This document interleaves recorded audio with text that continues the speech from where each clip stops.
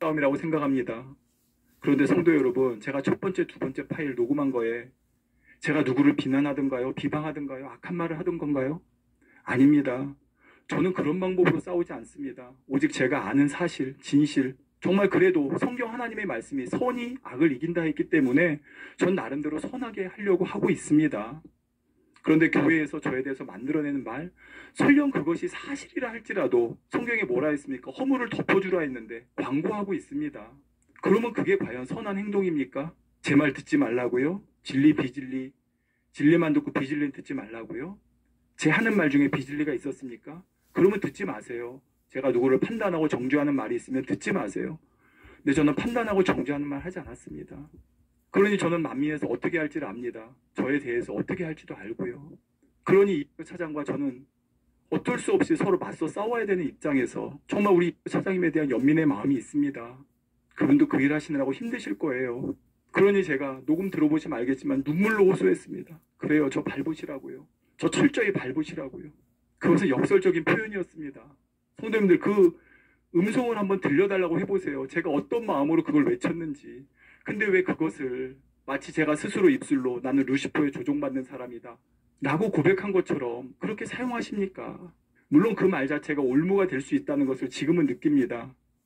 그렇지만 제가 루시퍼의 조종을 받아서 그 고백을 한 것이 아니라 만민에서 어떻게 할지를 알기 까닭에 오늘 어떤 분이 알려주시더라고요. 물론 제가 안에서 들려오는 말을 다 믿고 듣는 건 아닙니다. 그렇지만 제가 예상했던 대로 저에 대해서 루시퍼와 연관시켜 누가 영안이 열려 봤다고 하는 내용, 이런 부분들을 보면서 왜 만민은 5년 전이나 10년 전이나 15년 전이나 왜 똑같을까? 왜 좀 더 선한 방법을 쓰지 못할까? 왜 같은 일을 계속 반복할까?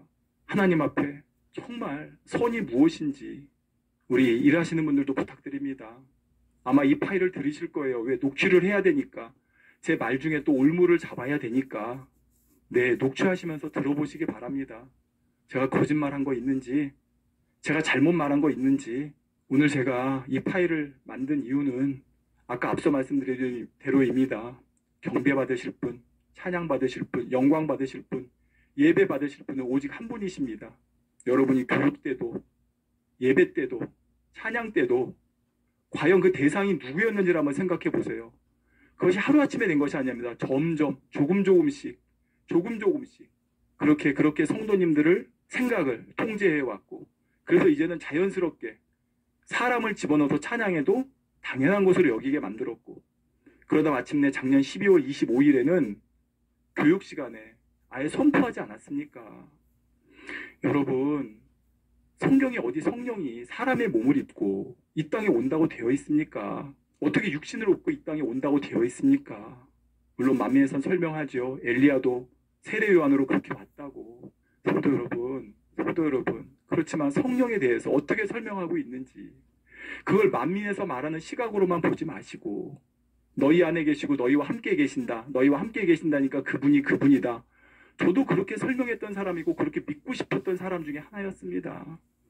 그렇지만 그것이 아닙니다. 성령은 우리 안에 계시고 또 우리 함께 하신다는 것이 무엇입니까?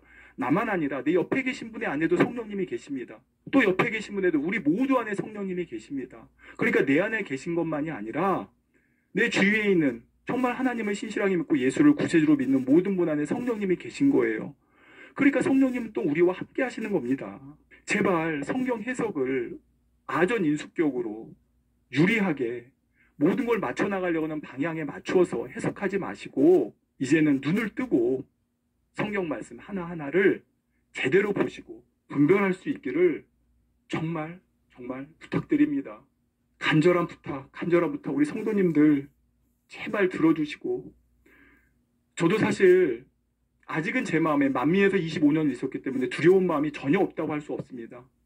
정말 만에 하나 맞으면 어떻게 하지? 만에 하나 그러면 어떻게 하지? 저도 사실 그런 순간들이 있었습니다. 그런데요, 아버지가 저를 붙들어 주세요.